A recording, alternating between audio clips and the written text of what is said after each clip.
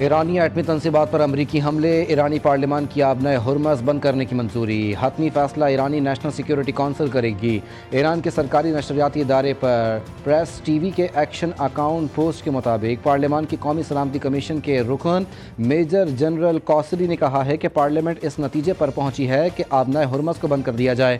پاسداران انقلاب کے مطابق جب ضروری سمجھیں کہ آبنائے ہرمز بند کر دیں گے۔ آبنائے ہرمز سے دنیا کی تیل اور گیس کی 20% تجارت ہوتی ہے۔ امریکی حملے میں بین الاقوامی قوانین کی سنگین خلاف ورزیاں ہیں، ایران کو دفاع کا حق حاصل ہے۔ وزیر اعظم شہباز شریف کا ایرانی صدر سے ٹیلی فونک رابطہ، ایران پر امریکی حملوں کی مذمت، ایرانی حکومت اور عوام کے ساتھ غیر متزلزل یکجہتی کا اعادہ۔ وزیر اعظم نے کل قومی سلامتی کمیٹی کا اہم ترین اجلاس طلب کر لیا۔ اجلاس میں ایران اسرائیل امریکہ تنازع پر تفصیلی مشاورت ہوگی۔ فیلڈ مارشل اپنے حالیہ دورہ امریکہ پر شرکاء کو اعتماد میں لیں گے۔ اجلاس میں ایران کی حمایت اور دیگر اہم امور پر بڑے فیصلوں کا امکان۔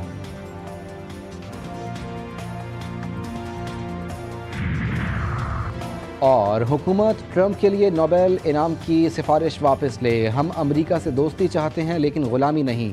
سربراہ جے یو آئی مولانا فضل الرحمان نے پھگواڑی مری میں پنجاب کی جنرل کونسل اجلاس سے خطاب کرتے ہوئے کہا، ٹرمپ کے ہاتھ سے فلسطینیوں، عراقیوں اور افغانوں کا خون رس رہا ہے، اور ایران پر حملہ کر کے ٹرمپ نے قومی اور بین الاقوامی قوانین کی خلاف ورزی کی۔ ہم ایران کی تائید نہ کریں تو کیا اسرائیل کی حمایت کریں؟ ہم ایران کی مکمل حمایت کا اعلان کرتے ہیں۔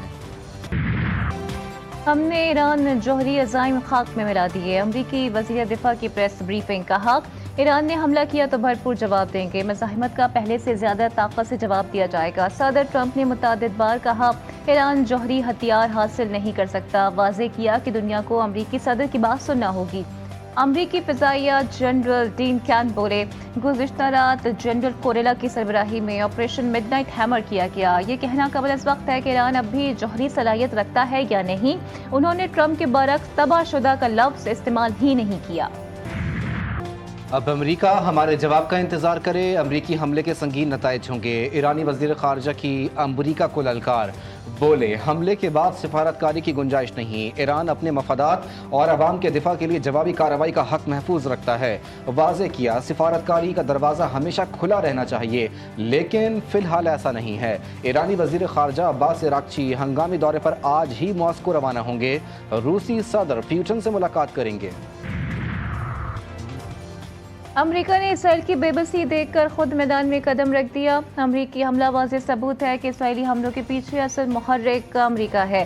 ایرانی صدر مسعود پزشکیان کہتے ہیں کہ ایرانی قوم اپنی سرزمین کے تحفظ کے لیے کسی بھی قربانی سے دریغ نہیں کرے گی۔ ایرانی جوہری تنصیبات پر حملے اسرائیل سے مکمل رابطے کے ساتھ کیے گئے، ایران کا جوہری پروگرام اسرائیل کے وجود کے لیے خطرہ تھا۔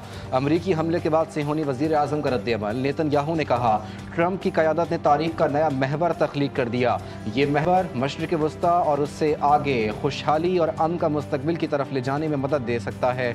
اسرائیلی صدر نے ایران پر حملہ عالمی امن کی جانب بڑی کامیابی قرار دیا۔ روس نے امریکی اقدامات کو غیر ذمہ دارانہ فیصلہ قرار دے دیا، ایک آزاد ریاست پر کسی بھی وجہ سے میزائل اور بم برسانا عالمی قوانین کی خلاف ورزی ہے۔ چین کا بھی سخت رد عمل، کہا امریکہ کے اقدامات اقوام متحدہ کے چارٹر اور عالمی قوانین کی کھلی خلاف ورزی ہیں۔ فریقین خصوصاً اسرائیل سے جنگ بندی تک پہنچنے اور بات چیت شروع کرنے پر زور دیتے ہیں۔ سعودی عرب کا ایران پر امریکی حملوں پر تشویش کا اظہار، بیان میں کہا گیا ہے کہ ایران کی مجموعی صورتحال اور خصوصاً امریکہ کے ایران کی جوہری تنصیبات پر حملے پریشان کن ہیں۔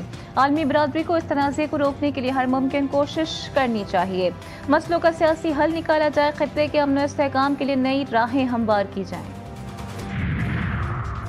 ایران پر امریکی حملہ، طاقت کا غلط استعمال، اقوام متحدہ کے سیکرٹری جنرل نے ایرانی جوہری تنصیبات پر حملے کو پریشان کن قرار دے دیا۔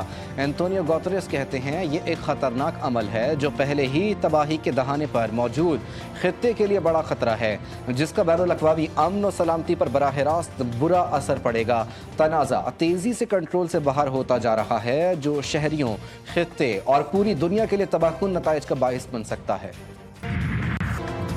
ایران کی جوہری تنصیبات پر امریکی حملے، عالمی رہنماؤں کا رد عمل سامنے آ گیا۔ آسٹریلیا، نیوزی لینڈ، کیوبا، چلی اور متعدد ممالک کا امریکہ کی جنگی جارحیت پر تشویش کا اظہار۔ کیوبا کے صدر نے امریکی حملوں کو اقوام متحدہ کے چارٹر کی سنگین خلاف ورزی قرار دیا۔ چلی کے صدر نے لکھا کہ طاقت رکھنا آپ کو اس کے استعمال کی اجازت نہیں دیتا، قوانین کی خلاف ورزی نہیں کی جانی چاہیے۔